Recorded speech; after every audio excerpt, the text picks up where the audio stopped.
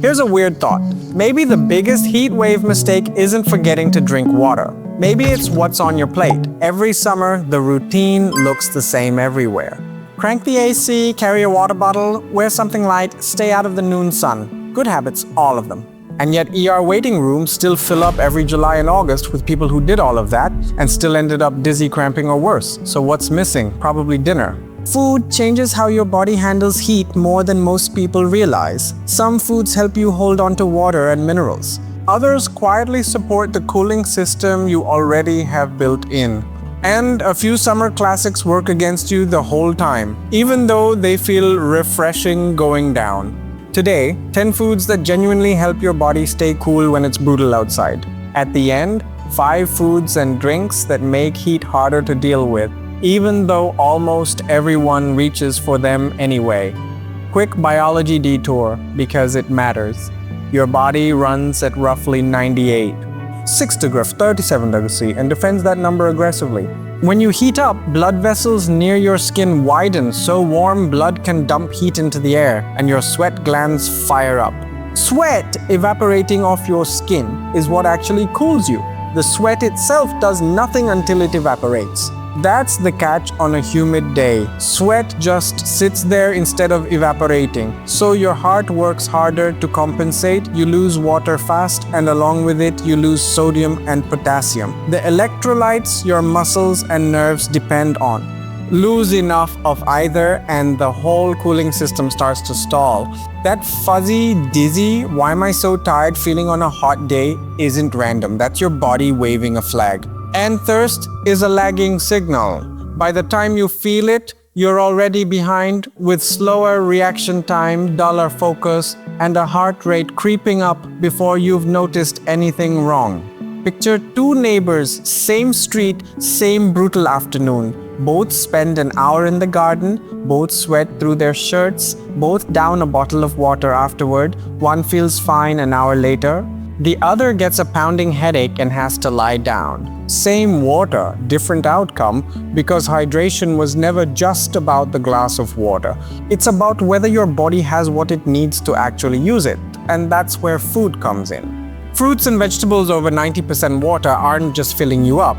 They deliver potassium, magnesium, antioxidants, and plant compounds alongside the fluid. Very different from chugging plain water on an empty stomach. But not everything healthy belongs on a summer plate. Some foods take real energy to digest, generating internal heat as a byproduct. Others are loaded with sodium or added sugar that leaves you thirstier than before you ate. We'll get to those villains later. First, the fruit practically everyone associates with summer.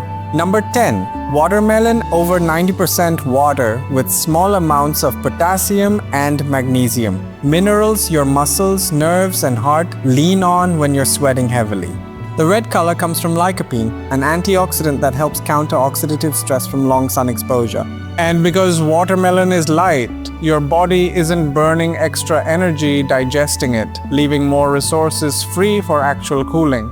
Number 9. Cucumber. If watermelon is summer's headline act, cucumber is doing the real work backstage. About 95 to 96% water edging out watermelon plus potassium, magnesium, and vitamin K for almost no calories. It shows up in Mediterranean salads, chilled soups, and yogurt dishes across some of the hottest regions on Earth, and that's not an accident.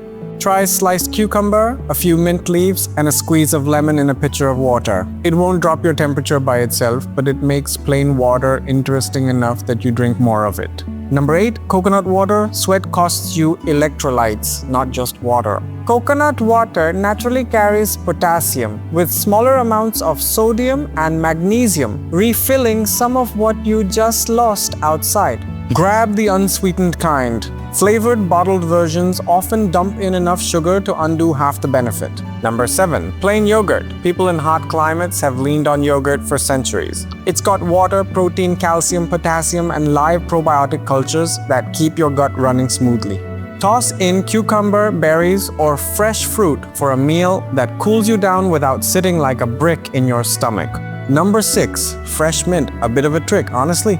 The menthol in mint activates the same cold-sensing receptors that respond to actual cold, so it feels cooling even though your core temperature hasn't moved at all. Doesn't matter that it's an illusion, comfort still counts on a brutal day. Drop it into water, salads, yogurt, or homemade iced tea. Number 5. Citrus fruits, oranges, lemons, limes, grapefruit, loaded with water, vitamin C, and potassium. Squeezing lemon into water won't turn it into a hydration miracle, but it does one useful thing. It gets people to drink more of it.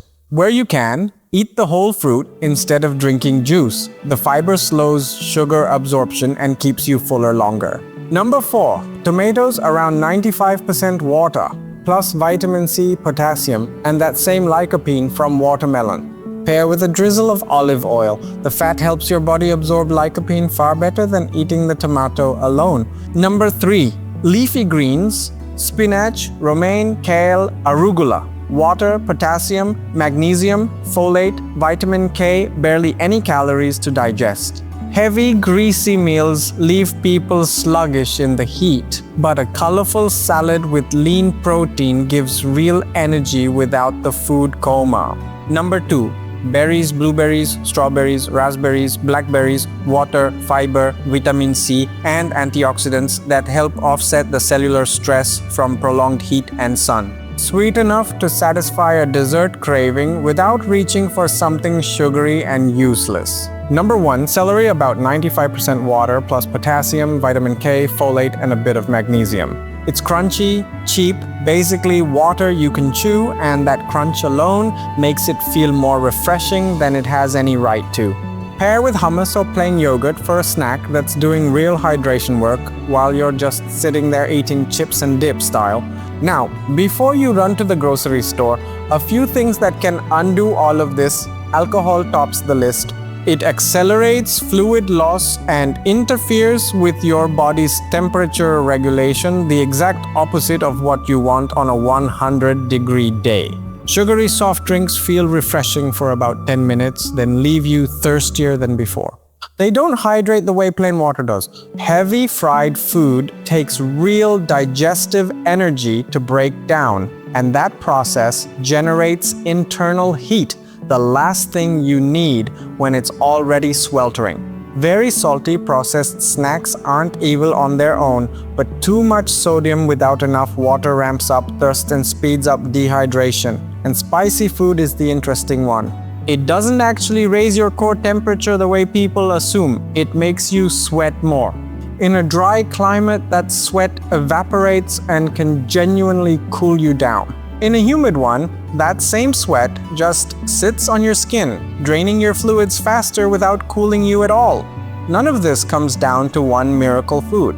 It's a handful of boring, repeatable habits. Eat water-rich produce, drink before you're thirsty rather than after, favor lighter meals over heavy ones, stay out of direct sun when you can, and skip the strenuous stuff during the hottest hours. Your body is already built to handle heat.